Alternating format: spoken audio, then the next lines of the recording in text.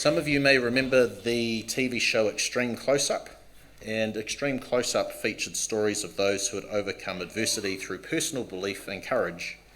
And after debuting on TV1 in 1997, it ran for 3 years on prime time. More recently, his projects include Keeping Up with the Kaimanuas, a series for TV1 about the Wilson sisters and their work with wild horses. And currently, he is in the middle of making a documentary about the Pink Floyd experience. This introduction, by the way, barely scratches the surface of the life and career of Rob. His work has been recognised with more than 20 national and international journalism awards. But this morning, he is not only here as our guest speaker, but he is also here as a fellow brother in Christ and as a friend. And so, Rob, we welcome you this morning. Give him a round of applause.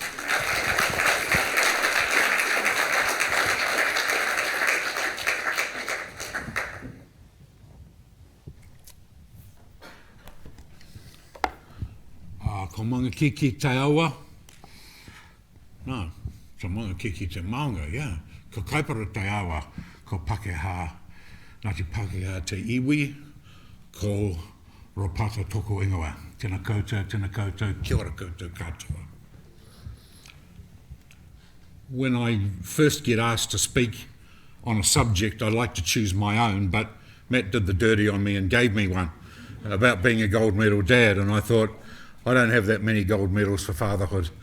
But I thought I'd begin with a skite reel and show you some pictures just to set some context about what I'm going to talk about today.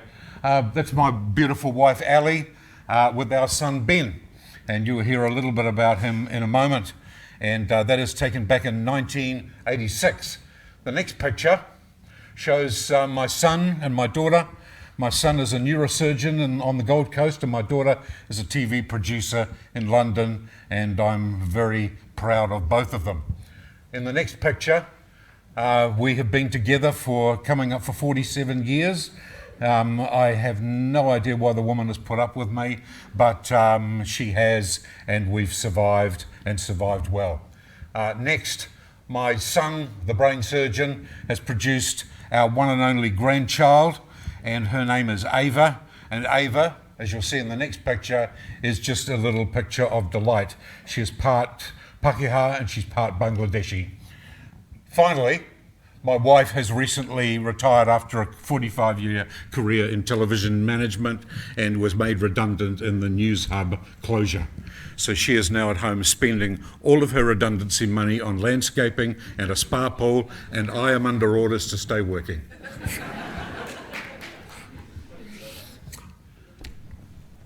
I have 2 gold medals. They were issued to me from a place called the New York Film and Television Festivals over a number of years while I was working on shows like Frontline and Assignment. I had a mate who was my co-director at the time, and we won most of our awards together, and he has them up on a big wall in his home down in Picton. Whenever you go in, you see his gold medals. He got a copy of each one, and he's got all the certificates and stuff. And I walk in and I say, what have you got them all up for? He says, because I'm proud of them. And people come around to my place and say, where's your award? I say, on a drawer somewhere, I don't know. But I've never been that struck on the term award winning. As much as anything, because life deals you a number of challenges which sometimes you feel you meet as a father, as a husband, as a professional person. Sometimes you feel like you won gold, sometimes you feel like you came in dead heat for 4th. As I thought about Matt's challenge to speak about gold medal dads, I thought about the recent Olympics, and I thought about the athletes running around the stadium with a flag on their back and everybody cheering. But you know, the stuff I love watching is, you know, every now and then you'll see one, it gets lots of likes. There's a guy coming first, and he looks back and someone stumbled and fallen over and can't get up and is absolutely exhausted. It happens in marathons, it happens in long races, and the guy who's winning will turn around and come back and pick him up and carry him to the finish line. And it's one of the most beautiful things you'll ever see. in my book writing, which I've been doing a bit since I stopped making documentaries, I interviewed a lovely guy that I've known for more than 50 years. His name is Mark Beale. He's an Anglican minister. He lives in Auckland, and he's been a great friend. And on Christmas Day 1982, one of his two sons died in a cot death. He had two little babies, and his boy Samuel died. He had to get up and preach that day. So he got up and he made it through the first two services, and he said, "I'm sorry, everybody, I can't carry on." Now, as the years went by, Mark said he often found himself on the edge of a cliff near where he lived, contemplating jumping off. And he would go back home and he would say to Barbara, his wife, "I can't do it today. I'm sorry, I can't cope, I can't go to work, I can't counsel anybody, I can't prepare a sermon, I just can't do it." And he told me in a chapter in a book I wrote about him, he said, "Barbara would say, 'It's okay, Mark, I'll do it today. You can do it tomorrow.'" And it made me realise as I was sitting there listening to Mark and writing up his story, that gold medal winning or medal winning of any sort is actually a team effort at its best. In a family situation, it's not just a dad that strives for and wins the gold medal. He does it in partnership with a wife, like you saw my wife carrying my son in that first picture. Now, I had led a pretty charmed life up until the point at which my first child was born. We were late bloomers. We were married young, but we hung on. And, both our kids were accidents. And we tell them that when we're trying to discipline them anyway. And when Ben was born, he had a rough birth. He had what was called a high forceps delivery, which basically means they drag the baby out of the birth canal with something that looks like giant salad servers. It's ghastly. And my wife was dreadfully injured, and my boy looked like he'd been 10 rounds with Mike Tyson when he came out. Suffered epileptic seizures, had to be on special drugs for a while, and it's a long story. But, I remember I was at home. Ellie had to stay in hospital with him because he was so badly hurt. He was in a cot, and he was taking seizures, and she called me. She said, "I don't know whether he's going to make it." Well, we lived out in some distant suburb. I hopped in my car and I drove at 100 kilometres an hour through the suburbs to get to the hospital. A cop stopped me on the way and said, "What are you doing?" And I said, "I think my son might be going to die." He said, "Here, I'll give you an escort." So he went out in front of me and we raced there. And before I left the house, I was a pastor of a church at that time and also a door-kicking investigative journalist. I actually fancied myself as someone who had it pretty much together. But I didn't have it together that night. And I reached for my Bible. I thought, "God, you've got to say something to me to get me through this next bit." Excuse me. And I always found solace in the Psalms. And I used to use an old King James Bible. That's the way we were. We're a pretty fundy lot. And I found Psalm 138 verse 9, which reads, "The Lord will perfect that which concerneth me. Thy mercy, O Lord, endureth forever. Forsake not the work of thine own hands." And I said to God in the most passionate voice I can, "You got to perfect that which concerns me," and that's my son. "And he is the work of your hands. Please don't forsake him." And somehow I got through. And Ben had spinal taps and he had all sorts of stuff, and he had to be on a special drug in his milk for the first year of his life, and he made it. He later fell down a stairwell and fractured his skull, and he's now a brain surgeon. Go figure. So God is good.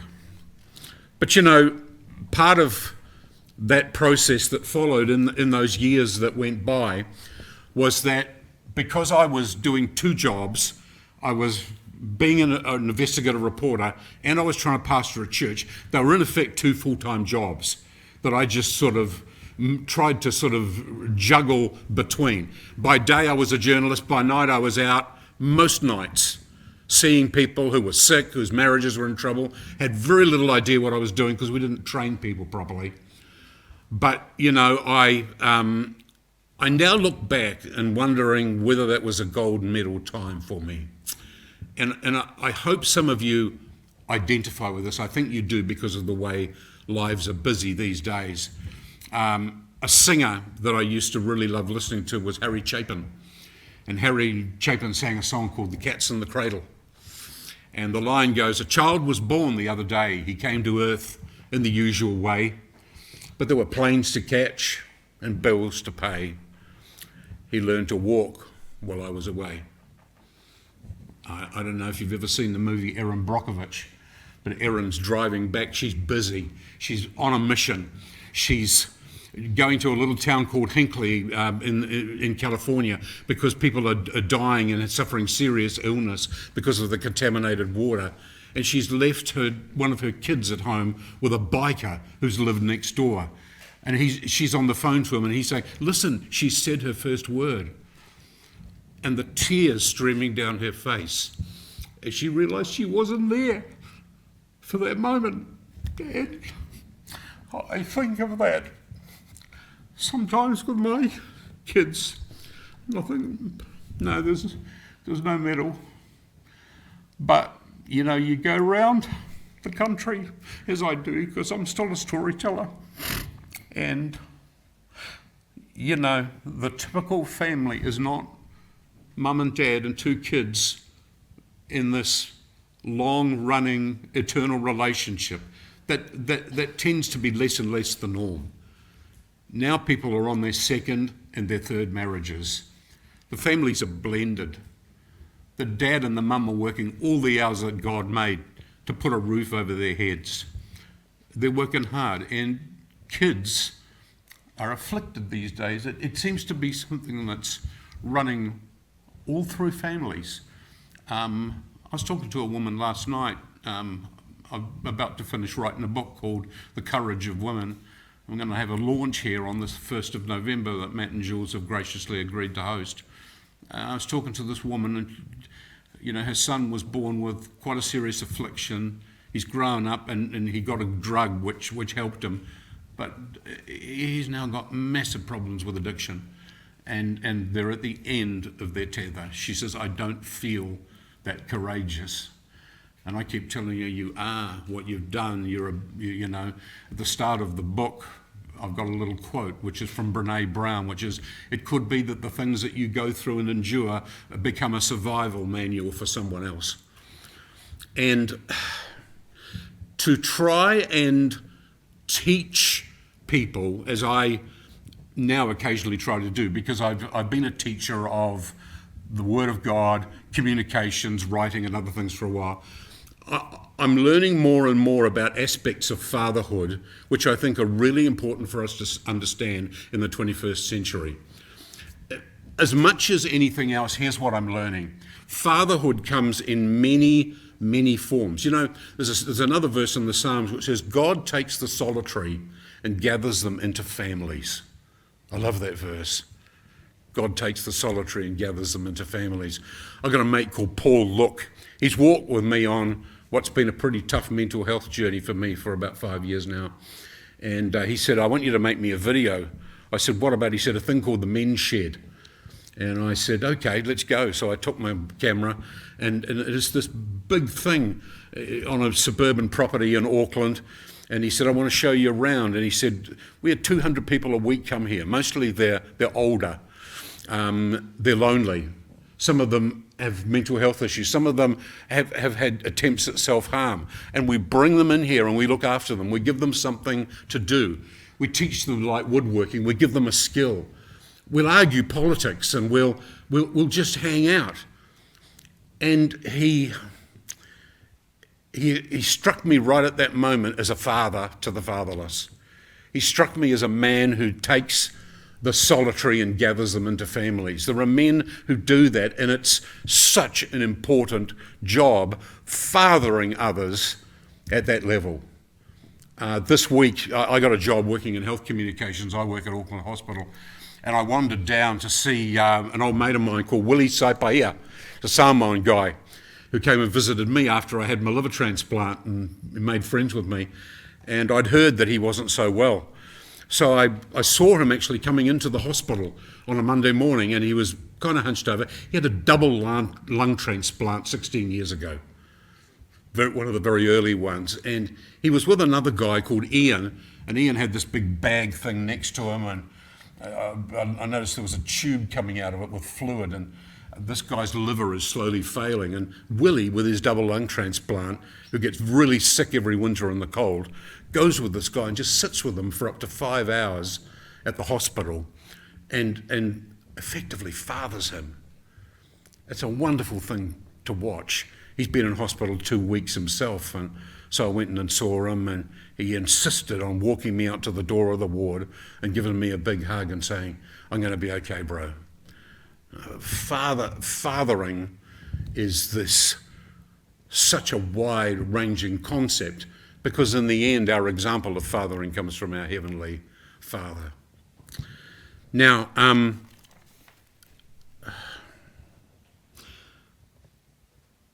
to go through life as a man these days, people have a go at social media and say, it's an addiction, people shouldn't watch it so much.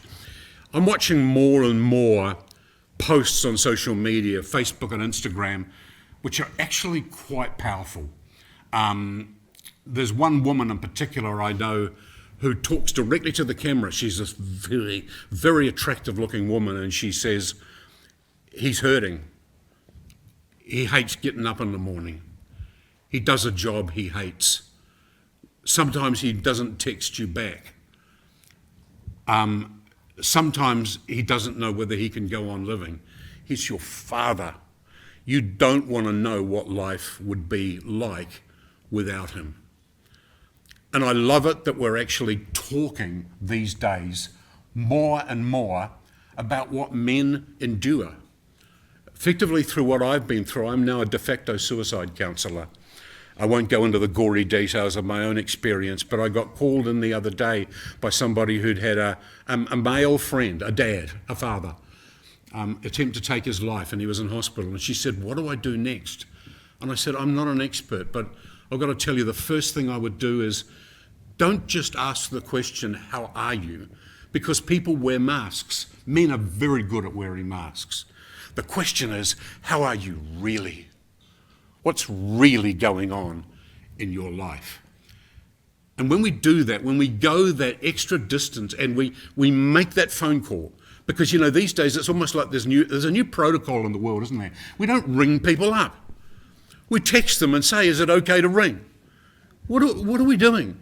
I tried to get my father onto the internet. He died in December last year. I tried to explain the internet to him, and his eyes glazed over, and he said, "Son, I can't do it." He said, "Wouldn't it be all right if I just got my mates round and had a cup of tea with them?" And I said, "Yeah, Dad, that's fine." He said, "That's what I'd rather do. I'd rather do this communication thing face to face." I've got a book that you can buy at the end of the service this morning. The profits on it go to help an Asian women's refuge in Auckland, and there's a story in there about a guy called Bud Welsh that I went and interviewed in Oklahoma City about 2006. The Oklahoma City bombing in 1995 brought down the federal building, and 168 people died. And he was a garage owner, and his daughter died in the foyer. And he became an alcoholic. He couldn't handle the thought of what Timothy McVeigh, who was the bomber, and Terry Nichols, who was associate, had done. And Bud was just so angry. He was consumed with anger, consumed with booze. And one day he's sitting watching telly, and he sees a reporter going up to a man in upstate New York. And the reporter's insistently trying to interview the man. And the man was Timothy McVeigh's father, the father of the guy who was on death row about to be executed. And Bud said it was a light bulb moment. He said, "As a father, I looked into the eyes of another father and thought, I've got to go help that guy. I've got to go and sit with him and hear his story." And he did. And it's become a story told around the world. Men looking after men. So important. That's why places like men's sheds and men's fellowships, watched the guys at the go-karts last night, and the bonds there were just absolutely precious. So what I'd say in conclusion is that gold medal fathering is a matter of building something in partnership with whatever shape your family is in. Whether it's your second or your third wife, whether there's stepkids involved, whether they're, seems every third family I go to now, there's a transgender issue going on. And, that stuff on its own, is a massive challenge to a dad. His son wants to become a woman, or his daughter wants to become a guy. And some of the men I know, and I've got to tell you, some of them in the Salvation Army are doing an incredible job of non-judgmentally embracing their children or their stepchildren in that sort of situation. I know it's a controversial area, but man, there's some stuff going on that would blow your mind. Now, what I've discovered through 47 years of marriage to that beautiful woman you saw in the pictures is that one of the best ways of being a gold medal dad is to honour your woman. Somebody said, what's the most important message your father ever taught you about marriage? And I remember back, my dad, who died at 96, said, put that woman on a pedestal. That's where she belongs. I've been having this friendly argument with Jules for the last few days.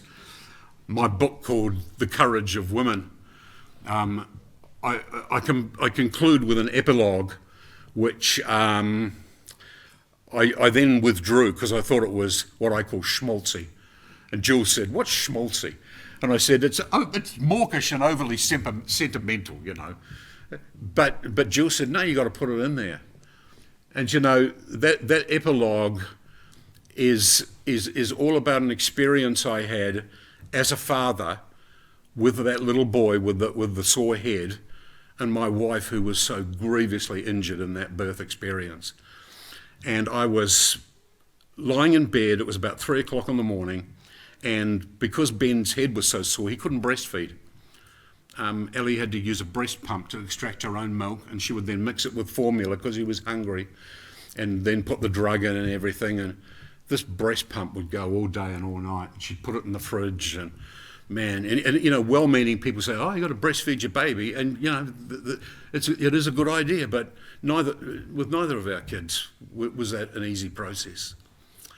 And I was lying there in bed, and the moon was sort of coming through the window, and I looked out, and I could hear the buzz of the breast pump, and I looked out, and there was this woman, dishevelled, in a chair with a fractious baby and the breast pump, and she looked so tired. And I thought, this is how many times tonight has this happened? And I thought, how many times over this night, over this nation, is that happening in families? And it was like I think I heard one of the rare times I've heard a voice from the divine saying, Rob, this is the most beautiful thing you will ever see as a man, as a father. And I've never forgotten it in the 38 years that have transpired since then. So please, if anything, what I've said has resonated with you, I hope some of it sticks. I want to close by showing you a clip. I talked about how on social media now you can see a lot of stuff in which men own up to what they're going through. It's great. Guys like Mike King and so forth, and Sir John Kerwin, who are doing stuff in men's mental health that's so important and so vital, because we're losing too many guys. We're losing too many women as well. We're losing people in the 30 to 60 age group, believe me, at a greater rate than we're losing kids. And this guy, he's a big guy, and he's on an American program called The Voice, and I think he was the winner. And he wrote a song. He's a big, bluff, tattooed guy, and he sings a song called I'm Not Okay. And I want you to take notice of the line at the very end. He says, I know one day we'll see the other side. The pain will wash away in a holy water tide. And we are going to be all right. It's straight out of Revelation 22. One day there will be no more crying, no more pain, no more suffering, for the old things will be passed away. It'll disappear. And at that point, maybe that's when the gold medals get handed out. So watch Jelly Roll, and then I'll say a final word. Thank you. I think it's a fair guess that in a room this size, there would be one or two men, maybe one or two women, who could probably echo the sentiments of Jelly Roll and say, I'm actually not okay. And it's okay to say so. It's okay to seek out people. I've had a journey with mental health, and I was saying to my mate Paul, that I was telling about, who runs the med shed, I said, I've figured it out, Paul.